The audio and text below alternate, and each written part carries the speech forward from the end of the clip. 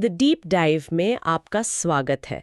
आज हम उस सवाल की तह तक जाएंगे जो शायद हम सबके दिमाग में घूम रहा है।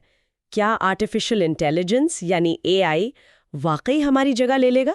ये सवाल अब सिर्फ साइंस फिक्शन नहीं रहा, ये हमारी असल जिंदगी का हिस्सा बन गया है और हमारे पास इस पर कई रिसर्च रिपोर्ट्स और विश्लेषण हैं। आज हम इन्हीं की मदद से सिर्फ सुर्खियों से आगे बढ़कर देखेंगे कि वो कौन सी गहरी बाधाएं हैं जो एआई को इंसानों की जगह लेने से रोकती हैं। और इन सभी स्रोतों को खंगालने पर एक बहुत ही दिलचस्प आइडिया बार बार सामने आता है, मानव खाई या ह्यूमन मोट। ये एक तरह का सुरक्षा कवच है जो हमारी कुछ खासियतों से बना है और हमें मशीनों से अलग रखता है। तो चलिए इस खाई की एक एक परत को खोलते हैं और देखते हैं कि ये कितनी गहरी है। सबसे पहला और सबसे बड़ा डर तो नौकरियों का है। हर तरफ यही चर्चा है कि एआई हमारी नौकरियां छीन लेगा। क्या ये डर सच है? आंकड़े क्या कहते हैं? देखिए, मामला उतना सीधा नहीं है जितना लगता है। ये नौकरियों के खत्म होने से ज्यादा उनके बदलने और नए सिरे से बनने का है। वर्ल्ड इकोनॉमिक फोरम की एक रिपोर्ट का अनुमान है कि 2030 तक एआई की वजह से 8.5 करोड़ नौकरियां खत्म हो सकती हैं। 8.5 करोड़? ये तो बहुत बड़ा आंकड़ा है। ये सुनकर तो किसी की भी चिंता बढ़ जाएगी। हाँ, लेकिन कहानी का दूसरा पहलू भी है।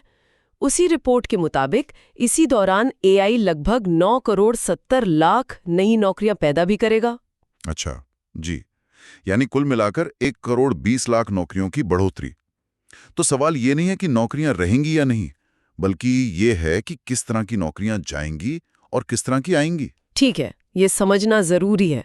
तो खतरा किन नौकरियों पर है और कौन सुरक्षित महसूस कर सकता है? खतरा उन कामों पर ज्यादा है जो बार बार दोहराए जाते हैं, जैसे डेटा एंट्री, क्लरिकल सपोर्ट या एडमिनिस्ट्रेटिव काम। लेकिन जिन कामों में हमारे शरीर का इस्तेमाल होता है, जैसे कि एक प्लम्बर या इलेक्ट्रिशियन का काम, या जिनमें गहरी सामाजिक समझ और बातचीत की जरूरत पड़ती है, जैसे एक थेरेपिस्ट या मैनेजर का काम, वे काफी हद तक सुरक्षित हैं। इसे सुपर एजेंसी टूल भी कहा जा रहा है ना? बिल्कुल, सुपर एजेंसी। ये क्या है? सोचिए, ये एक ट्रेनी डॉक्टर को दुनिया के सबसे बड़े सर्जन का अनुभव और ज्ञान तुरंत दे देने जैसा है। एआई ज्ञान तक पहुंच को आसान बना रहा है और स्किल की कमी को दूर कर रहा है। इससे कम अनुभवी लोग भी ज्यादा मुश्किल काम कर पा रहे हैं। तो एआई एक सहायक की तरह है जो हमें और बेहतर और मुश्किल काम करने के काबिल बना रहा है। यहाँ एक ऐसी बात है जो मेरे दिमाग को सच में घुमा देती है। एआई कविता लिख सकता है, शतरंज में दुनिया के सबसे बड़े ग्रैंड मास्टर को हरा सकता है, लेकिन वही एआई एक डिशवॉशर में बर्तन ठीक से नहीं लगा सकता। ये तो बिल्कुल उल्टा है। जो चीजें हमें सबसे मुश्किल लगती हैं, वो एआई के लिए बच्चों का खेल है, और जो हम बिना सोचे समझे करते हैं, जैसे चाय का कप उठाना, वो उसके लिए रॉकेट साइंस है। ये कैसे हो सकता है? आपने बिल्कुल सही पकड़ा। इसी को मोरावेक का विरोधाभास कहते हैं। ये कॉन्सेप्ट 1980 के दशक में रोबोटिक्स रिसर्चर हैंस मोरावेक ने दिया था। उनका कहना था कि मशीनों के लिए तर्क करना, गणना करना और शतरंज जैसी चीजें बहुत आसान है, लेकिन चलना, देखना, सुनना और किसी चीज को पकड़ना, जो काम इंसानों के लिए बेहद आसान है, उनके लिए एआई को बहुत ज्यादा कंप्यूटिंग पावर की जरूरत पड़ती है। पर ऐसा क्यों है? इसके पीछे क्या तर्क है? इसके पीछे लाखों करोड़ों सालों का विकास एवोल्यूशन छिपा है। हमारी चलने फिरने, देखने और महसूस करने की क्षमताएं करीब 1.5 अरब साल के विकास का नतीजा है। ये हमारे दिमाग के सबसे पुराने और गहरे हिस्सों में बसी हैं, इसीलिए हमें ये आसान लगती हैं। जबकि तर्कसंगत सोच जैसे गणित या फिलॉसफी विकास के पैमाने पर एक नई तरकीब है, शायद 1 लाख साल से भी कम पुरानी। मतलब हमारे दिमाग का सबसे नया, सबसे चमकीला हिस्सा जो तर्क करता है, गणित करता है, वही सबसे पहले का ऑटोमेट हो रहा है, और जो सबसे पुराना, सबसे गहरा हिस्सा है जो हमें चलना और महसूस करना सिखाता है, वो एआई के लिए लगभग नामुमकिन है। कमाल की बात है। बिल्कुल। और इसकी एक बहुत बड़ी वजह ऊर्जा भी है। इसे ऐसे समझिए, एक इंसान का दिमाग जो काम सिर्फ 30 वॉट एक छोटे से बल्ब जितनी ऊर्जा में कर लेता है, उसे करने के लिए एक एआई सुपर कंप्यूटर को एक छोटे शहर को रोशन करने जितनी बिजली चाहिए होगी। अनुमान है कि एक रोबोट को असल दुनिया में काम करने के लिए 70 गीगावाट ऊर्जा की जरूरत होगी। ये ऊर्जा का पहाड़ ही हमारी शारीरिक खाई है, जो कंस्ट्रक्शन, नर्सिंग, कारीगरी जैसे अनगिनत कामों को सुरक्षित रखती है। लेकिन एक मिनट, मैंने तो वो बॉस्टन डायनामिक्स के रोबोट्स देखे हैं जो नाचते हैं, गुलाटियां मारते हैं, मुश्किल से मुश्किल जगहों पर दौड़ते हैं। क्या ये मोरावैक्स का विरोधाभास अब पुराना नहीं हो रहा? क्या टेक्नोलॉजी इस खाई को भर नहीं सकती? ये एक बहुत अच्छा सवाल है। वो रोबोट्स कमाल के हैं, लेकिन वो बहुत ही कंट्रोल्ड माहौल में काम करते हैं। उन्हें एक साफ सुथरे लैब में या पहले से तय रास्ते पर चलाया जाता है। असल दुनिया बहुत उलझी हुई और अप्रत्याशित है। सड़क पर अचानक कोई बच्चा आ जाए या जमीन पर केले का छिलका पड़ा हो, इन सब चीजों से निपटना एआई के लिए आज भी बहुत मुश्किल है। तो हाँ, टेक्नोलॉजी आगे बढ़ रही है, लेकिन असल दुनिया की जटिलता की खाई अभी भी बहुत बड़ी है। ठीक है, तो मेरा प्लम्बर और इलेक्ट्रिशियन तो सुरक्षित है, ये सुनकर अच्छा लगा। लेकिन मैं तो अपनी सोच से ही कमाती हूँ। अब बताइए कि दिमागी काम का क्या होगा? क्या एआई वहां भी इसी तरह की किसी दीवार से टकराता है? हाँ, बिल्कुल। और यहाँ एआई 3 बहुत बड़ी और दिलचस्प चुनौतियों का सामना कर रहा है। ये हमारी संज्ञानात्मक खाई यानी कॉग्निटिव मोड की दीवारें हैं। और वो क्या है? पहली और सबसे चौंकाने वाली चुनौती है डेटा का अकाल। डेटा का अकाल? ये कैसे हो सकता है? हम तो हर सेकंड इतना डेटा बना रहे हैं, social media post, videos, articles, data की तो बाढ़ आई हुई है। यही तो मजेदार बात है। एआई मॉडल्स जिस रफ्तार से इंटरनेट पर मौजूद सारे डेटा को खा रहे हैं, अनुमान है कि 2026 तक वो इंसानों द्वारा बनाया गया सारा हाई क्वालिटी टेक्स्ट और इमेज डेटा खत्म कर देंगे। इसके बाद उन्हें सिखाने के लिए नया, मौलिक और अच्छा डेटा कहां से आएगा? तो इसका उपाय क्या है? एक उपाय सिंथेटिक डेटा है, यानी एआई से ही नया डेटा बनवाना। ये तो एक अच्छा समाधान लगता है। लेकिन इससे मॉडल कोलैप्स का खतरा है। ये वैसा ही है जैसे आप किसी तस्वीर की फोटोकॉपी करें, फिर उस कॉपी की एक और कॉपी और फिर उसकी भी कॉपी। कुछ समय बाद असली तस्वीर की सारी डिटेल खत्म हो जाएगी और सिर्फ एक धुंधला सा धब्बा बचेगा। अगर एआई सिर्फ अपने ही बनाए डेटा से सीखेगा तो वो असल दुनिया से दूर होता जाएगा और उसकी क्वालिटी गिरने लगेगी। इसलिए एआई को बेहतर बनाए रखने के लिए हमेशा नए और असली इंसानी डेटा की जरूरत रहेगी। वाह! मतलब एआई को जिंदा रहने के लिए भी हम इंसानों की जरूरत है। ठीक है, ये तो हुई पहली चुनौती। दूसरी क्या है? दूसरी चुनौती वही है जिसकी हमने रोबोटिक्स के मामले में बात की थी, ऊर्जा संकट। ये एआई मॉडल्स बहुत ज्यादा भूखे हैं।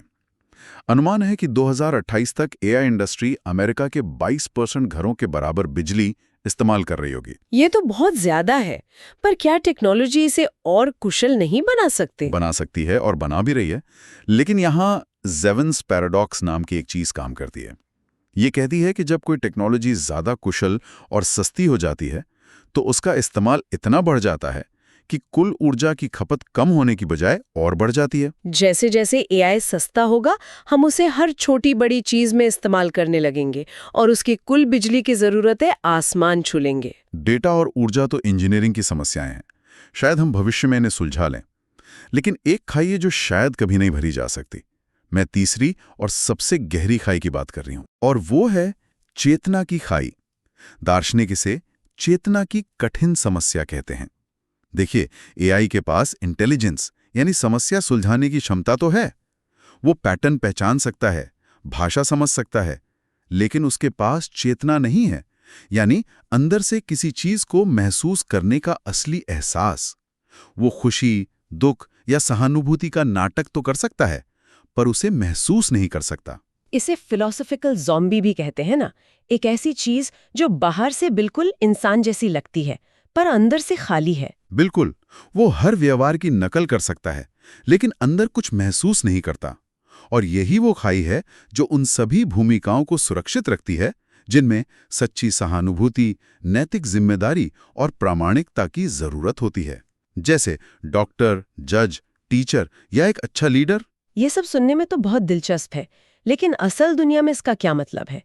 क्या हम इसे मेडिसिन या कानून जैसे किसी असल प्रोफेशन में देख सकते हैं? जरूर। ये दोनों ही बेहतरीन उदाहरण हैं कि एआई कैसे इंसानी क्षमताओं को बढ़ा रहा है, उन्हें खत्म नहीं कर रहा। मेडिसिन की बात करें तो एआई मेडिकल इमेजिंग जैसे एक्सरे या सीटी स्कैन को पढ़ने में इंसानों से कहीं ज्यादा सटीक है। एक स्टडी में पाया गया कि एआई फेफड़ों के कैंसर वाले नोड्यूल पहचानने में 94% सटीक था, जबकि इंसानी रेडियोलॉजिस्ट सिर्फ 65%। ये तो एक बहुत बड़ा अंतर है। हाँ, लेकिन मशीन एक मरीज को ये बुरी खबर नहीं दे सकती, वो उसके परिवार को सहारा नहीं दे सकती, या ये मुश्किल नैतिक फैसला नहीं ले सकती कि इलाज का अगला कदम क्या होना चाहिए। मतलब मशीन बीमारी पकड़ सकती है, पर मरीज का हाथ नहीं पकड़ सकती। डॉक्टर की भूमिका अब डेटा एनालिस्ट से हटकर एक सलाहकार और देखभाल करने वाले की ज्यादा हो रही है। और कानून के क्षेत्र में क्या हो रहा है? वहां भी कहानी कुछ ऐसी ही है। एक लॉ फर्म ने एआई का इस्तेमाल हजारों मेडिकल रिकॉर्ड्स को व्यवस्थित करने के लिए किया, जिससे उनके केस सेटलमेंट की वैल्यू 20% तक बढ़ गई। लेकिन हमें ChatGPT केस से एक चेतावनी भी मिलती है। हाँ, मैंने इसके बारे में सुना था। एक वकील ने एआई से कुछ पुराने केस के हवाले मांगे और एआई ने कुछ नकली केस बना के दे दिए, जिन्हें वकील ने बिना जांचे कोर्ट में जमा कर दिया। और इसके लिए उसे सजा भी हुई। इससे ये साफ हो गया है कि वकील की भूमिका अब बदल रही है। अब उनका काम एआई द्वारा किए गए रिसर्च को जांचना, उसे सही संदर्भ में रखना और उसकी जिम्मेदारी लेना है। मतलब एआई से अपना होमवर्क तो करवाओ, पर उसे बिना चेक किए टीचर को मत दिखाओ, खासकर जब आपका टीचर एक जज हो। लेकिन ये सारी खाइयां तब तक हैं जब तक हम कमजोर एआई की बात कर रहे हैं। उस सुपर इंटेलिजेंस का क्या, जिसे आर्टिफिशियल जनरल इंटेलिजेंस यानी एजीआई कहते हैं? सैम ऑल्टमैन जैसे लोग तो कह रहे हैं कि वो बस कुछ ही साल दूर है, शायद 2027 तक भी आ जाए। क्या तब ये सारी दीवारें टूट नहीं जाएंगी? ये सच है कि एजीआई को लेकर अनुमान बहुत तेजी से बदले हैं, लेकिन अगर एजीआई आ भी जाए तो उसे नियंत्रित करने के लिए इंसान एक और शायद सबसे मजबूत खाई बना रहे हैं, और वो है नियमों और कानूनों की खाई, यानी नियामक खाई। इसका क्या मतलब है? इसका सबसे बड़ा उदाहरण है यूरोपियन यूनियन का एआई एक्ट, जिसे 2024 में अपनाया गया। ये दुनिया का पहला व्यापक एआई कानून है। ये एआई सिस्टम्स को उनके जोखिम के आधार पर 4 श्रेणियों में बांटता है। जो सिस्टम हाई रिस्क वाले हैं, जैसे कि सर्जरी करने वाले रोबोट या नौकरी के लिए उम्मीदवारों को शॉर्टलिस्ट करने वाले एआई, उनके लिए कानूनन मानव निगरानी अनिवार्य कर दी गई है। यानी हर जरूरी फैसले पर एक इंसान की नजर रखना जरूरी है। बिल्कुल। ये कानूनी तौर पर सुनिश्चित करता है कि बड़े और महत्वपूर्ण फैसलों का अंतिम अधिकार हमेशा इंसानों के पास ही रहे। ये एक तरह का सेफ्टी नेट है। सवाल यह है कि जब कोई रोबोट सर्जन गलती करता है, तो आप केस किस पर करेंगे? रोबोट पर, उसके प्रोग्रामर पर या अस्पताल पर? यह कानून तय करता है कि अंतिम जिम्मेदारी एक इंसान की ही होगी। तो आज हमने जो भी विश्लेषण देखा, उससे ये साफ है कि एआई इंसानों को पूरी तरह से रिप्लेस नहीं करेगा, बल्कि हमारे काम करने के तरीके को पूरी तरह से बदल देगा। हम एक हाइब्रिड सभ्यता की ओर बढ़ रहे हैं, जहां इंसान और मशीन मिलकर काम करेंगे। और हमारी मानव खाई 3 मुख्य स्तंभों पर खड़ी है। हमारी शारीरिक क्षमताएं, जिसे मुरावे का विरोधाभास समझाता है, हमारी चेतना और प्रामाणिकता, और हमारे अपने बनाए हुए कानून। बिल्कुल सही। चुनौती ऑटोमेशन का विरोध करने की नहीं है, बल्कि इस नए मानव मशीन सहयोग के लिए खुद को तैयार करने की है। ये एक दिलचस्प विरोधाभास है। जैसे जैसे मशीनें तर्क करने और गणना करने में बेहतर होती जाएंगी, इंसानों के लिए सबसे जरूरी स्किल्स होंगी निर्णय लेना, रचनात्मकता, सहानुभूति और इंसानियत की जटिल कला।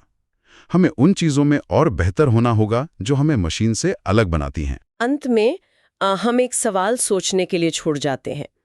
इन स्रोतों में एक बहुत अच्छी पंक्ति है, एआई बारिश की नकल कर सकता है, लेकिन इंसानी दिमाग के तूफान की नहीं। तो शायद असली सवाल ये नहीं है कि क्या मशीनें सोच सकती हैं, बल्कि ये है कि जब मशीनें ज़्यादातर सोचने का काम करने लगेंगी, तो हम इंसानों के लिए इंसान होने का क्या मतलब बचेगा।